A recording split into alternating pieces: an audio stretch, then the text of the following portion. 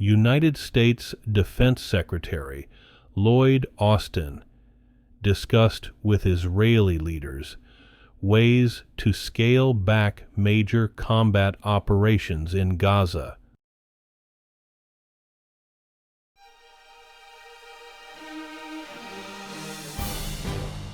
Today is Tuesday, December 19th, 2023, and this is the Dunkley Report. United States Defense Secretary Lloyd Austin discussed with Israeli leaders ways to scale back major combat operations in Gaza. But, he said, Washington was not imposing a timetable despite international calls for a ceasefire.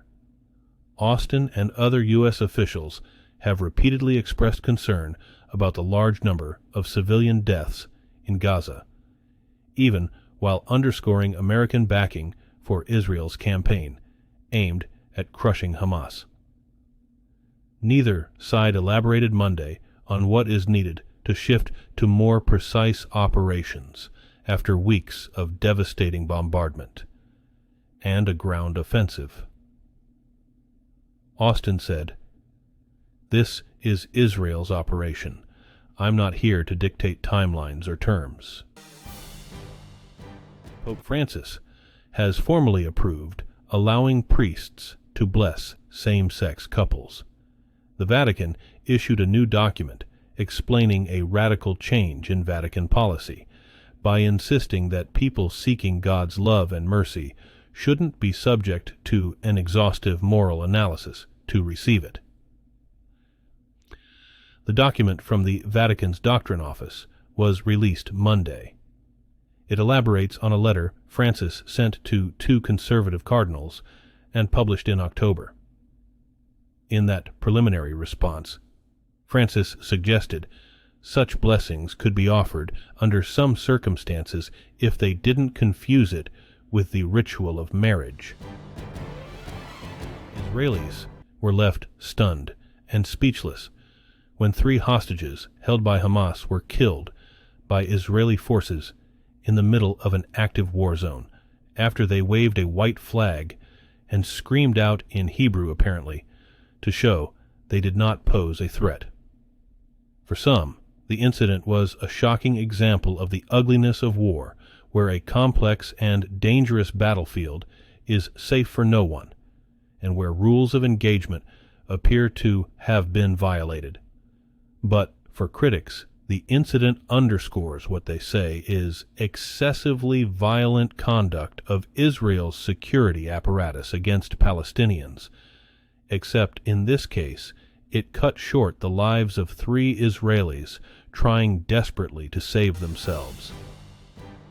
A deadly outbreak of Salmonella poisoning, linked to contaminated whole and pre-cut cantaloupe, continues to grow.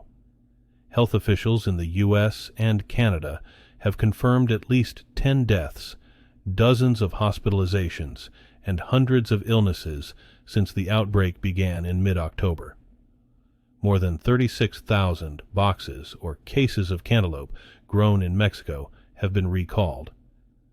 Cantaloupe can become contaminated in the field and during processing, shipping, and storage. Many people who got sick ate pre-cut cantaloupe sold in trays or clamshell packages in grocery store. Young children, older adults, and people with weakened immune systems are especially vulnerable. The UN Security Council has delayed voting on a resolution to urgently cease hostilities in Gaza and release all Israeli hostages held by Palestinian militants. The vote was pushed back to try to avoid another veto by the United States. U.S. and Israeli intelligence chiefs held talks Monday with Qatar's prime minister in Poland to broker the release for more hostages. It's the first known meeting of the 3 since the end of a week-long ceasefire in late November.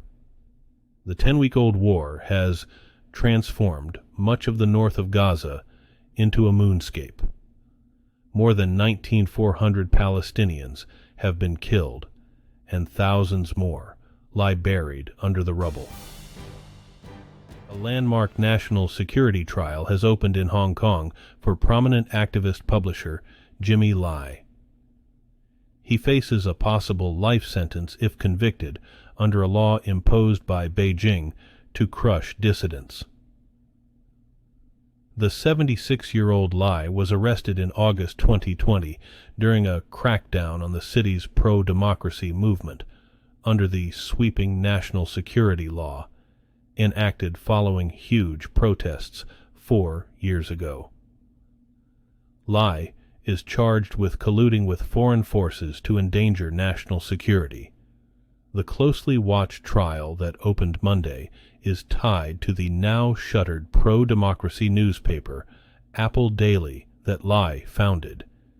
It is widely viewed as a trial of press freedom and a test for judicial independence in the former British colony, which returned to Chinese rule in 1997.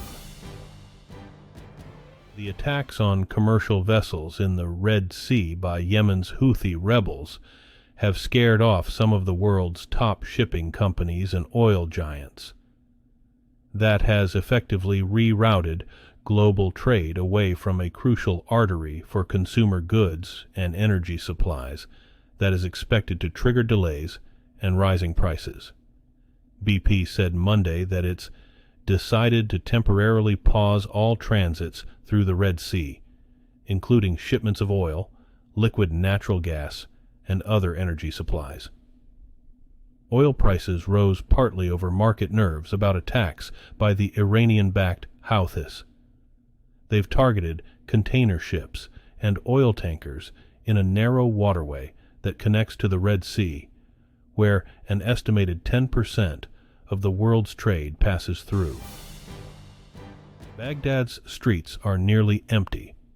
On Monday, the main day of polling in the country's first provincial elections in a decade. The vote has been boycotted by an influential political bloc and marred by scattered and allegations of election violations.